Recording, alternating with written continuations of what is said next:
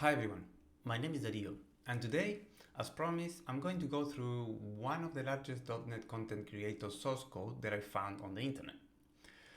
To put a little bit of context, in the last couple of days, week or something, I have been seeing on Twitter more and more about this free Aspire template. I have seen many posts about it. And even though I am blocked by Milan, I can actually see his content. I just found out actually 10 minutes ago that I am actually blocked. Like I cannot comment or interact with his content, but I can see it. Anyway, I downloaded the Aspire template, and what we're gonna do today is we're gonna go through it. So, as you can see, I have already downloaded the file. The first thing that I wanna say is that I'm going to unzip it. As you can see, unzips everything there. And this video is basically, it's a goal to provide him feedback about the template. So this is not a personal attack. I have nothing against him, despite that he blocked me on every social media that he is. This is a feedback on the template. So Milan, if you're listening to this and you're happy to receive feedback, please take it. So the first thing that I'm gonna say, Milan, is that probably you want to put a folder and then zip the contents, because people that works in Linux, usually they get everything split in a big folder. So what I'm going to do is I'm going to get all of these. I'm going to create a new folder called Aspire template.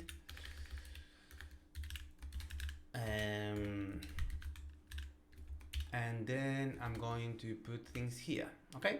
So probably that's the first thing to mention. Now let's go and take a look at the code. Right, so this is a README. This is what I mentioned earlier. The motivation of this video is just providing feedback about this. So this is the only thing that is here on the template. You have a README where it says what is included on the template. He says it's open to hear feedback. Then he tries to sell me a course here, an online course. And then there is what is actually he's selling on the course. So let's stay awesome. First thing that I noticed while going through this is something a little bit suspicious. Just gonna do a regep search of everything that is a string. Let's just try to search this, for example. So if I search for the public string, I can find it in 15 different places.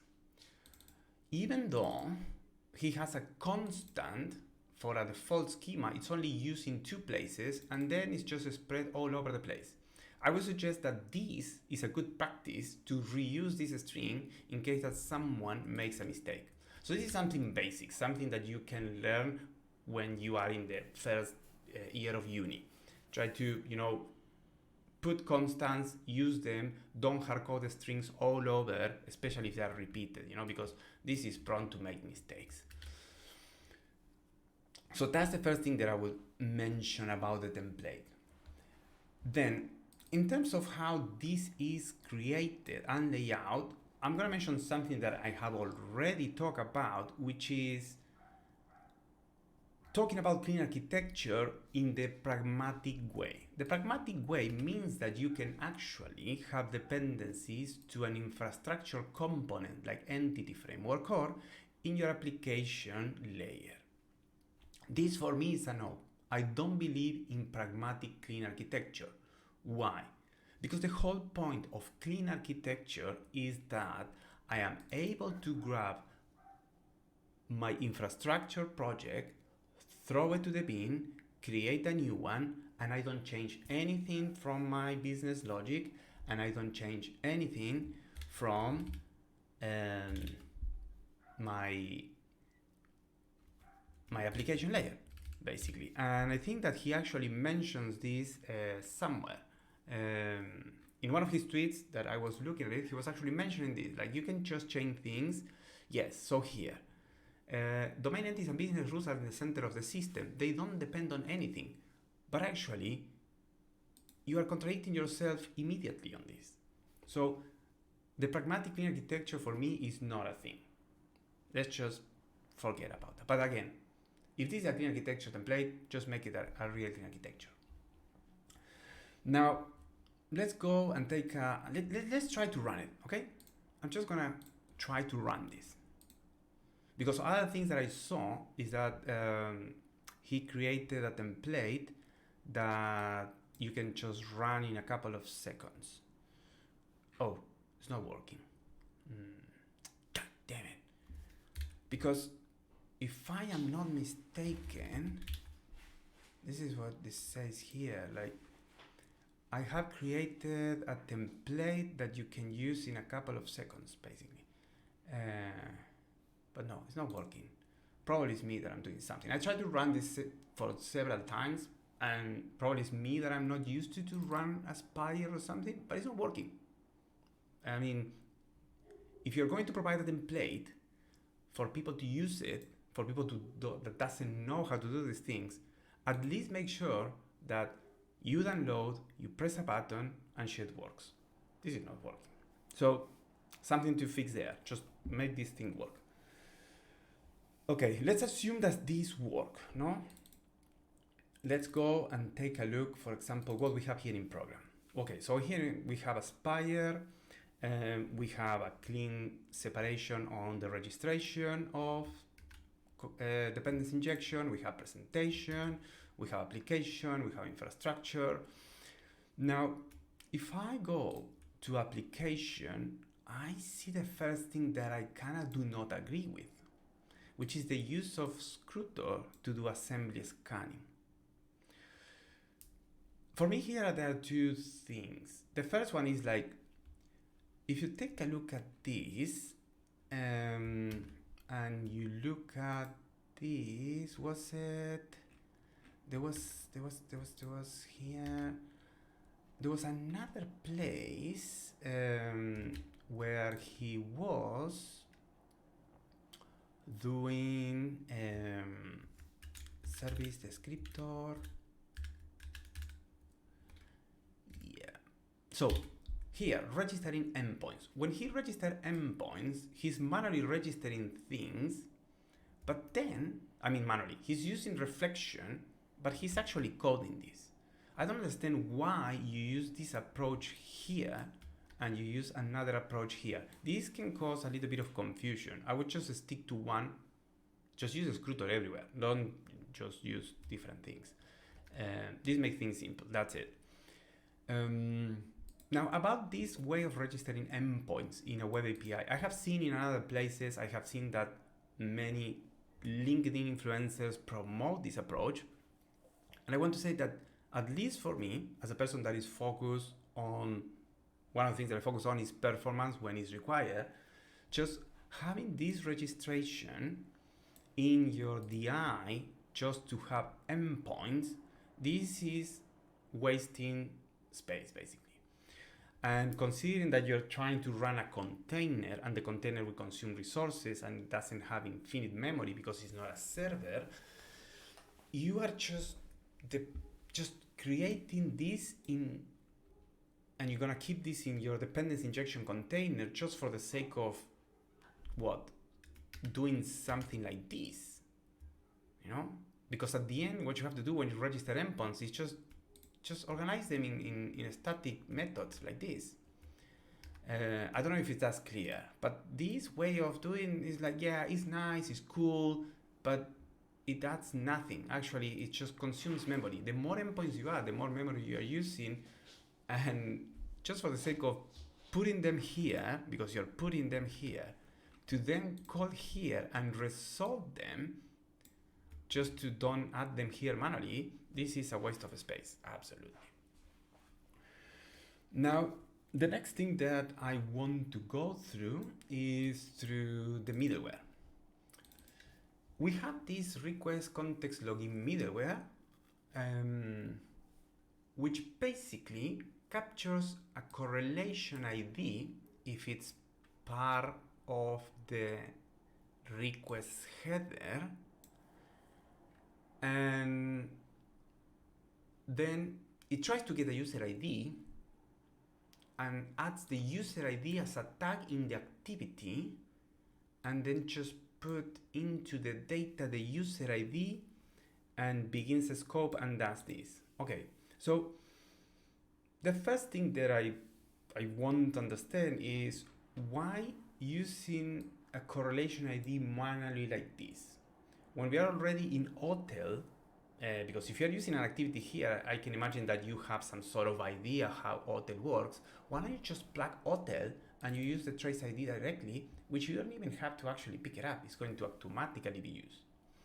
So that's the first thing. Just this code to get the correlation ID that you manually invent and get it from here is like, where is this used? Why do we need it? Like, does it, what? It's just used here. It's not set anywhere. What do I do with this? Nothing.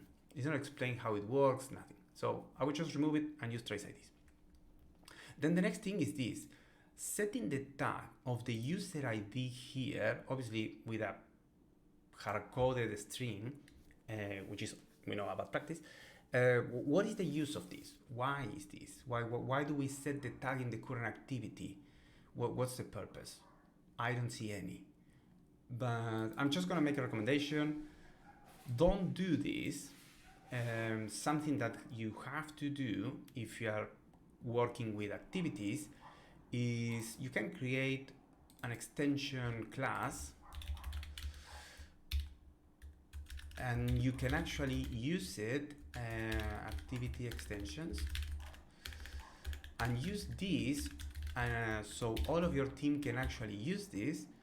And you don't set things in your activity like this. So you can do public static, and here you can do set user or add user ID, right? So I'm gonna do this, and activity, I'm gonna rename this to activity, and then I'm gonna do this here.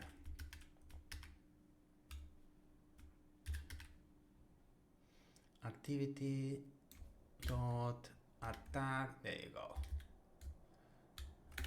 So you do this, so all of your team can actually share this, and you don't have, obviously you want this to be in a constant. And then what you do is here, it's just like that, add user ID here. And then you can reuse this method in many other places. Obviously, for a user ID, it seems something simple, but you can have a tenant ID, an application ID, any sort of ID that you want to expand through your telemetry is better than you share with these activity extensions. Just if you want to take a knock on that, you can do it.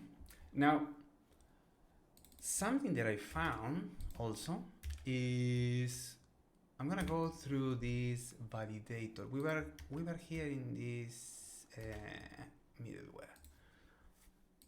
I'm going to search for this. So I'm going through this validator decorator in the application, where we can see that we receive a list of validators, and we have this task when all, and we select validators and we validate them async. So here there are a couple of things. The first one, you can actually pass the cancellation token that you get here. You're missing that, no? That would be good if you pass the cancellation token, so this doesn't block. It's a waste of resources, the first thing. So let's just add it here, you know. Cancellation token, there you go, see? You can just pass them here, and I think that you can actually pass them here. Cancellation token, no, it's not.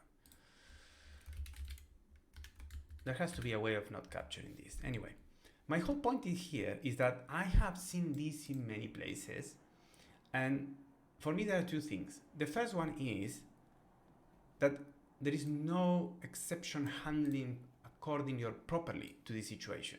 Like we know that when you use when all, it's a little bit difficult to handle exceptions, and there is zero exception handling here at all. Nada, zero. So this is a little bit bad. And obviously the cancellation token is the second thing. The other thing is, what is the actual benefit of doing when all? There is zero benefit of doing this here, like zero. What do you get? Probably you don't even get a performance benefit in terms of time, because this is going to take a lot of, it's not going to take a lot of time, sorry. It's going to probably take more time because you're creating a new task and you're creating tasks for each one of them to then collect them. Just do them in a for each and everybody's happy. So I would suggest that. The undiscriminated use of when all that I've seen in many LinkedIn influencers without a specific context on why to use it, when to use it, how to handle exceptions, it's a little bit spreading something that is dangerous for backend developers. I mean, I may not be the biggest authority on this. I have been a backend developer in .NET for 15 years, and I have been dealing with this in high-intensive applications. I suggest that this is used with really careful. Now, the other thing that I want to talk about, so if I search for this, yes. So here, let's talk about this token provider class. Now, this token provider class is part of the infrastructure project, which is okay. And we are basically using the null forgiving operator because obviously this configuration can return a null string, but then the getBytes cannot receive a null string. And this is a big smell. Every time that I see this code, this is for me a smell, because how are you sure that this happens? This can introduce bugs in the future. So I would actually here do a validation and act accordingly, and you can actually capture these exceptions in another place and in your exception middleware or whatever, but don't use null forgiving. We built a new platform from scratch in the last year, and one of the rules that we have is that there are no null forgiving operators in our source code. We have created around 35 microservices, and you can actually not find any of these in any of our services. Don't use null forgiving operator. This is a smell, really, really nasty. Then again, hard-coded strings everywhere. I would like to see this a little bit different, of course. Now, next thing is let's go through this token provider. The first thing that I'm asking myself is why do we need an interface for this? I've seen this, I think, when was this? Oh, this was actually yesterday. Interfaces aren't a sign of good design. Knowing when not to use one is. And actually, this is how I found out that I was blocked, because I actually wanted to come here and reply to Gosi, funny, nobody attacked you regarding on this. And I'm like, yes, I'm not going to attack him. I'm just going to suggest that you just make a change to your template, because you actually don't need this. You don't need this iToken provider interface for anything. Because first, there are no tests that are actually, is testing this. But then the benefit of using an interface is that you can mock an external dependency. And here there is nothing. There is no IO, there is nothing. This is just an interface for the sake of having an interface. So why are you saying something on Twitter, but then you implement this differently? Anyway, another thing that you can actually do here is you can inject into your token provider. Sorry, you use these constructors that I really dislike. You can inject the JSON web token handler because it's thread safe. So you actually don't need to create one every time that someone wants to create a token. Yeah, so this is thread safe. You can inject them here. It's perfectly fine. Yeah. Yeah. Now, The same question that I did with the token provider, I'm gonna do it with the password hasher. Why are we actually putting an interface on top of this? Because I don't see this that returns a task, which actually indicates that you are doing an IO operation. No, this is just a regular class that you can just inject the password hasher. Don't create an interface where it's not required. Just throw those interfaces. Now, the other thing that I would like to understand, or probably this is something that I would not do, is I've seen you many times complaining about automapper and how this whole of magic that is done to convert, and you know how difficult everything becomes when you use automapper. And I also do not agree with that. I like automapper. I use it where it's actually a good fit. I like that you can actually plug it to Entity Framework Core, and I don't have to worry about it. But you know, we disagree on that, that's fine. But then you use this method, has conversion, where when you save something, when you save a datetime, if it doesn't have a specified the kind, you just change it to UTC. And this is magic. This is magic like automapper. This is something that is really ugly because you have no control or way of testing this like in a simple way, and you have to do an integration test, which obviously you need to do an integration test when you're working with this. But this is completely losing control. What I would do personally is if something is sending me to do, and you have here the endpoint to do, create, and I have a request that has a due date. If they're passing a due date and the kind of the due date is not in UTC, I will probably just reject and return a 422. That is actually something better to do than doing this magic here that hides what is going on. You know, you just put it here so people know that there is a hash conversion.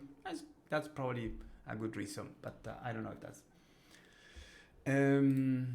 The other thing that I want to mention is that I've seen that you use records for commands, which is good. You know, like commands, they should be mutable, which is a good thing. But then you have this command that is a sealed class and has getters and setters, and this is a smell. For me, there is a smell for two things, because you're not consistent with the code, and that's one of the things that for me is worse when you navigate. Like why some things are in a way and then another things are in another. So just make this a record, and that should do it. And just using it, but don't use classes for commands, because these will actually allow people to change things out. So yeah, just make things consistent. That gives a better understanding for new people to understand what's going on with your code. So I'm going to finish the video. It's been 25 minutes. If you're still here, thank you so much. I would like to ask you to subscribe if you're not subscribed, if you'd like to share, and I would like that you also leave me a comment. You know, this is me just trying to get a little bit of engagement. I'm not denying it. The last thing that I'm going to do is I try to run this like this. The next thing that I'm going to do, I'm going to open a terminal, and I'm going to try to build this. The first thing I'm going to do is I'm going to prove my system. I never remember if it's volume or volumes. Dash system dash all, was it, or dash all? Sorry. Damn it. Yeah, there you go. I'm just cleaning everything so there is no suspicion that I'm doing anything weird or whatever. And now what I'm going to do, I'm going to run the command to build the web API Docker. Okay, this will take a little bit because it needs to pull all the images and oh, cool. it's building. It looks nice. Now let's just pay attention to what is this doing. This is downloading things, still downloading. Oh, this is trying to restore things, but it's not found. It's skipping the project because it was not found. So that Docker file doesn't seem to be good, right? It doesn't actually build. I didn't touch anything here. I'm on the right place. Yeah, I'm on the right place. Yeah, I'm on the right place. So this actually doesn't build. I'm just building this here. So this is weird. It doesn't actually work. It doesn't work. Anyway, so if you want to take a look at this also, that would be good. You know, it doesn't actually work. So I think that's the most important thing, to build a template that actually people can use, that has a little bit more documentation on how to run it and be a little bit more consistent with a couple of things. Yeah, I think that would be good, you know. But you take what you want, Milan. Again, this is not a personal attack, and it would be good if you will be able to engage in conversations and not block people when they highlight things that you can do better, you know. Like, I don't want you to become Nick Chapsas, that they feel that they are better than everybody, than the rest of the world. Okay, stay awesome.